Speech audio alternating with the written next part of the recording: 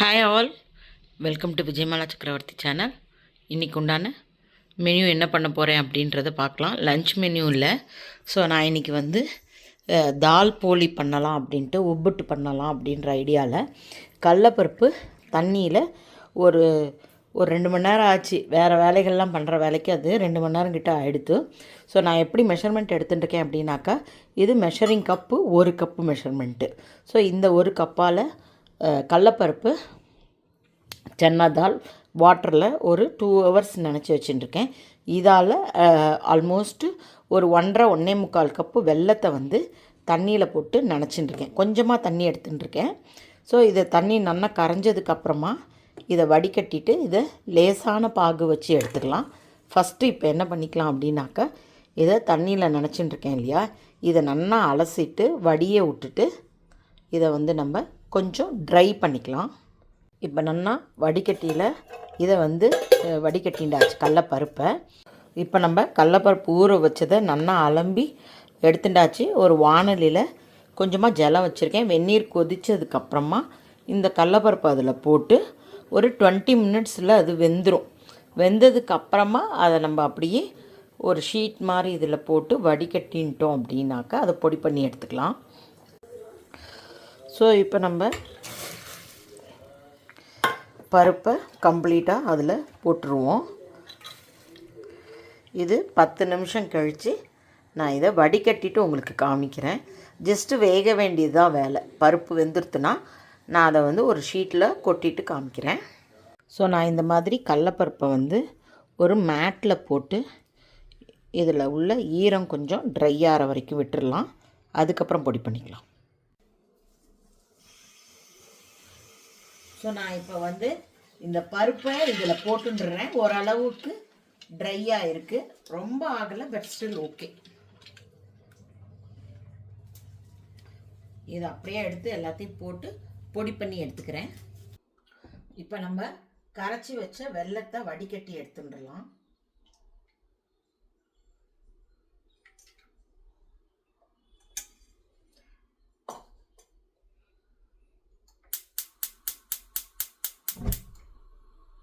So இப்போ இது கொஞ்சமாக அதாவது ஒரு ரொம்ப பாகு பதம் வேண்டாம், ஒரு சின்னதாக இப்படி தொட்டு பார்த்தா ஒரு பதம் வரும் இல்லையா, அந்த பதம் வரைச்சு நம்ம தேங்காயை ஆட் பண்ணிக்கலாம்.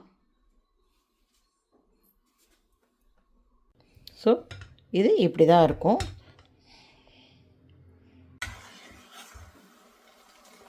ஸோ நல்லா இப்போ பாகு வெல்லம் நல்லா கரைஞ்செடுத்தோம். இன்னுமுமே தண்ணியாக தான் இருக்குது. இன்னும் கொதித்து நம்ம இப்படி பண்ணோம் அப்படின்னாக்கா ஒரு ஸ்டிக்கினஸ் வரும் இல்லையா, அந்த நேரத்தில் நம்ம இதோட தேங்காயை ஆட் பண்ணிக்கலாம். தேங்காய் ஆட் பண்ணிச்சு கொஞ்சோண்டு ஏலக்காய் பொடியும் வாசனைக்கு ஆட் பண்ணிக்கலாம்.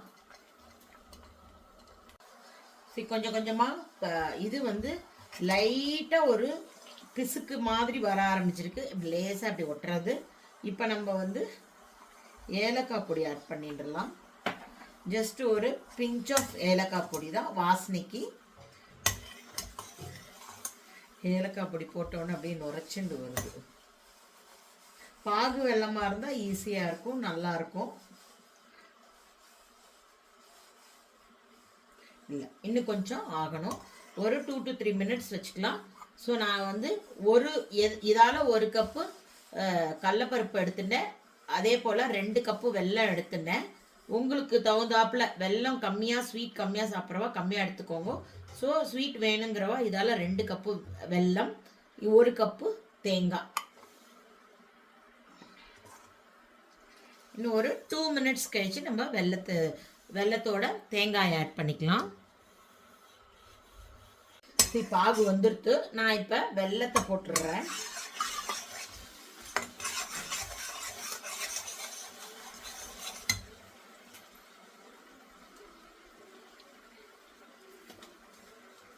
கடலை மாவையுமே வேணுங்கிற அளவுக்கு போட்டுன்ட்டு அப்புறமா வேணும்னா போட்டுக்கலாம்.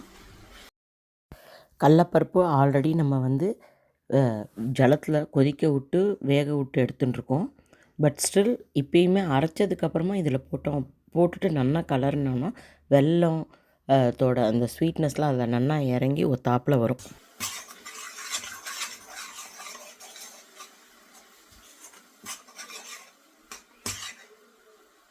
அரைச்ச கடல இது மாவு கொஞ்சம் இருக்குது. ஒத்தாப்பில் ஆனதுக்கப்புறமா தேவைப்பட்டதுன்னா இன்னும் கொஞ்சம் அடிஷ்னல் ஆட் பண்ணிக்கலாம். பாகோட அளவை பொறுத்து கடலப்பருப்பை நீங்கள் ஆட் பண்ணிக்கலாம். இது நல்லா உருண்டுண்டு வர நேரத்தில் நல்லா ஒரு 2 டீஸ்பூன் நெய் குத்துங்கோ. குத்தினேன்னாக்கா பாத்திரத்தில் விட்டாமல் அழகாக பால் மாதிரி வரும். இதில் நான் கொஞ்சம் நெய் குத்தினேன். அது வீடியோவில் அது ரெக்கார்ட் ஆகலை. ஜஸ்ட்டு 1 டீஸ்பூன் நெய் குத்திருக்கேன். இதை நல்லா கிளறிக்கலாம். கிளறினாக்கா நல்லா ஒத்தாப்பில் பால் மாதிரி திரண்டு வந்துடுத்துன்னா நம்ம ஆஃப் பண்ணிடலாம். பூர்ணம் நமக்கு ரெடி ஆகிடும்.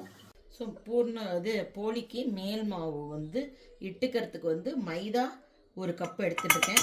நான் இப்போ பருப்பு, தேங்காய், வெல்லம் எடுத்துட்டு அதே ஒரு மெஷரிங் கப்பால் தான் 1 கப்பு எடுத்துட்டுருக்கேன். ஃபஸ்ட்டு கொஞ்சமாக பண்ணிக்கலாம், அப்புறம் வேணும்னா கூட இன்னும் கொஞ்சம் பண்ணிக்கலாம். கொஞ்சமாக மஞ்சப்பொடி, இதுக்கு தேவையான உப்பு. இதை கொஞ்சம் எண்ணெய் தாராளமாக குத்தி தான் பிசைஞ்சு, கொஞ்சம் தண்ணி, அதுக்கப்புறம் நிறையா எண்ணெய் அப்படி குத்தி பிசைஞ்சு நல்லா இந்த பரோட்டாக்கெலாம் பிசைஞ்சு வைப்பா இல்லையா, அந்த மாதிரி இதை பிசைஞ்சு வச்சுக்கலாம்.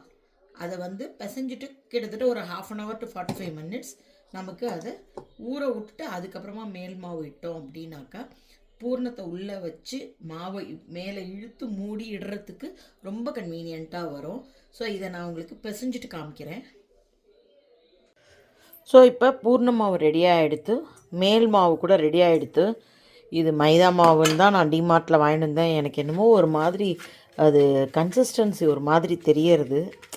எனக்கு இன்றைக்கி சோதனையான நான் நினைக்கிறேன். எல்லாம் ஒரு மாதிரி வருது, மிக்ஸி ஒழுங்காக அரைக்கலை.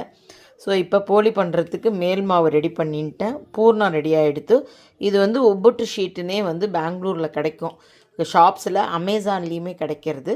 ஸோ இதை நான் இப்போ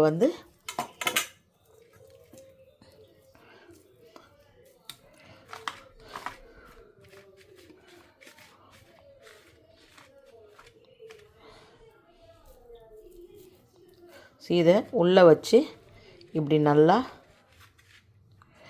மைதா மாவானே டவுட்டாக இருக்குது, இழுக்க வரவே மாட்டேங்கிறது. டிமார்ட்டில் வாங்கிட்டு வந்தேன்.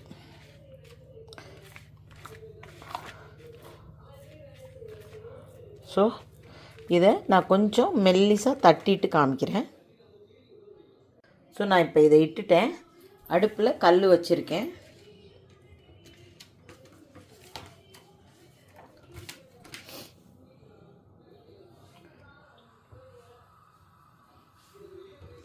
இதை எடுத்து இந்த ஷீட்டு இதில் கல்லில் பட்டாலும் ஒன்றும் ஆகாது. கொஞ்ச நேரம் விட்டிங்கனாக்கா அது அழகாக அப்படியே வந்துடும், போலி வந்துடும். இதுக்கப்புறமா இதுக்கு கொஞ்சமாக எண்ணெய் சுற்றி குத்துட்டு நம்ம பரட்டி போட வேண்டிதான். மிக்ஸி ஒழுங்காக அரைக்காததுனால கொஞ்சம் பருப்பு தெரியறது. ஸோ நைஸாக அரைச்சின்னா நல்லா இடம் வரும். ஸோ நான் பரட்டி போட்டுட்டேன். ஸோ இப்படியே அடுத்தடுத்து இதெல்லாம் போட்டு எடுக்க வேண்டிதான். நான் ஃபுல் போலியும் போட்டு முடிச்சுட்டு உங்களுக்கு கடைசியாக காமிக்கிறேன். ஸோ ஃபஸ்ட் கிளாஸான எம்மியான போலி நமக்கு ரெடியாக எடுத்து. ஸோ போகி பண்டிகையோட ஸ்பெஷல் நான் இன்றைக்கி லன்ச் மெனு காமிக்கலை, வெறும் போலி மட்டும்தான் காமிச்சிருக்கேன். Hope you are all enjoying my video. எல்லாருக்குமே பொங்கல் நல்வாழ்த்துக்கள். See you tomorrow. Bye bye all.